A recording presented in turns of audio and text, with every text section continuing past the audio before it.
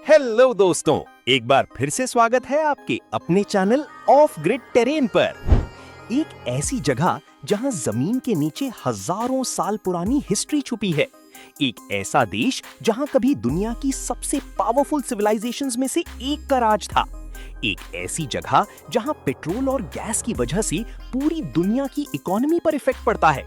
और एक ऐसा देश जिसका नाम सुनते ही लोग पॉलिटिक्स और कॉन्फ्लिक्ट्स याद करते हैं, लेकिन अंदर की दुनिया बिल्कुल अलग है। ये है ईरान। लेकिन आज का ईरान सिर्फ एंशिएंट हिस्ट्री और ब्यूटीफुल प्लेसेस की कहानी नहीं है।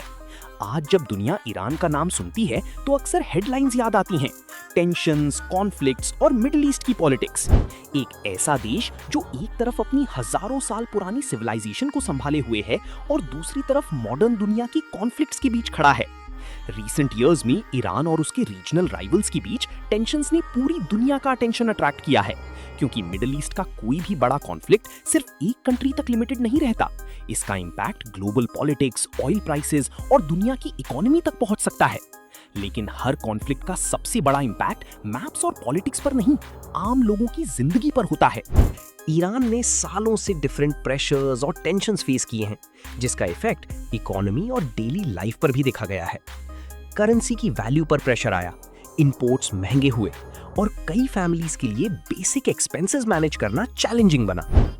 यंग जनरेशन के लिए जॉब्स और फ्यूचर अपॉर्चुनिटीज एक बड़ा कंसर्न रहा है, क्योंकि इकोनॉमिक रिस्ट्रिक्शंस और अनसर्टेनिटी का इफेक्ट बिजनेसेस पर भी पड़ता है। लेकिन इस सब के बीच एक चीज जो बहुत स्ट्रांग दिखती है, वो है ईरानियन लोगों का रेजिलियंस। मार्केट्स चल रहे हैं, फैमिलीज अपनी ट्रेडिशंस कंटिन्यू कर रही हैं, कैफेज में लोग मिल रहे हैं, आर्टिस्ट्स क्रिएट कर रहे हैं। क्योंकि किसी भी देश की कहानी सिर्फ उसकी गवर्नमेंट या कॉन्फ्लिक्ट से नहीं बनती, उसकी असली कहानी उसके लोग लिखते हैं। एक ईरान जहां लोग अपनी डेली लाइफ जीते हैं, जहां फैमिलीज हैं, मार्केट्स हैं, चाय के कप्स हैं, आर्टिस्ट्स हैं, स्टूडेंट्स हैं और एक कल्चर है जो हजारों साल पुराना है।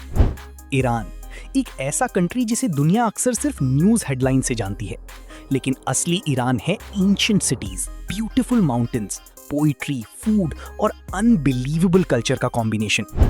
ईरान का एरिया लगभग 16.5 लाख स्क्वायर किलोमीटर है, मतलब भारत की एक बड़ी स्टेट जैसे महाराष्ट्र से कई गुना बड़ा।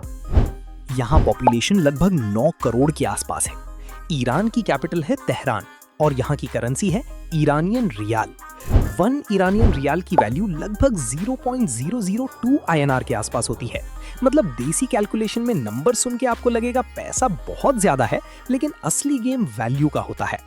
ईरान का सेक्स रेशियो है लगभग 102 मेल्स पर 100 females. Average monthly salary around 35 to 45,000 rupees INR के आसपास हो सकती है। देसी कंपैरिजन करें तो कुछ लोग बोलेंगे भाई सैलरी तो ठीक है, बस करेंसी और खर्चा का हिसाब अलग ही लेवल का है। ईरान ने दुनिया को सिर्फ ऑयल नहीं दिया, इसने एक पूरी सिविलाइजेशन दी है।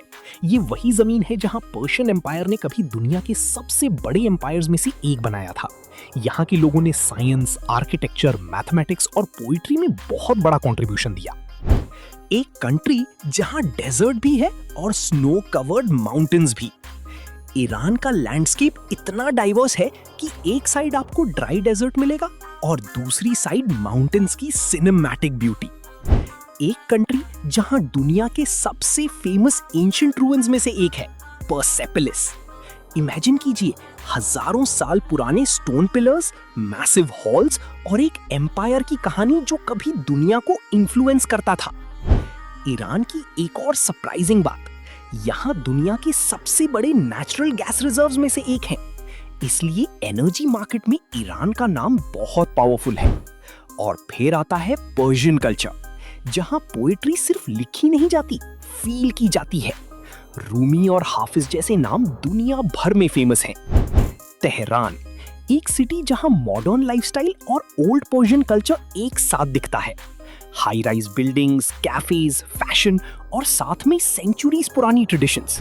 ईरान का फूड भी एक अलग जर्नी है। नेशनल डिश के रूप में चेलो कबाब बहुत फेमस है।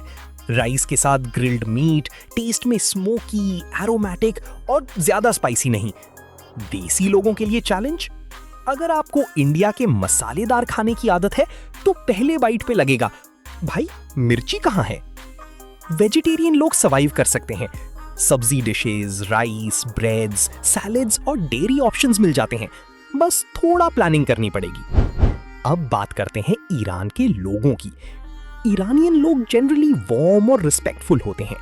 स्ट्रेंजर्स से बात करना, चाय ऑफर करना और हॉस्पिटैलिटी दिखाना उनकी कल्चर का इंपॉर्टेंट पार्ट है।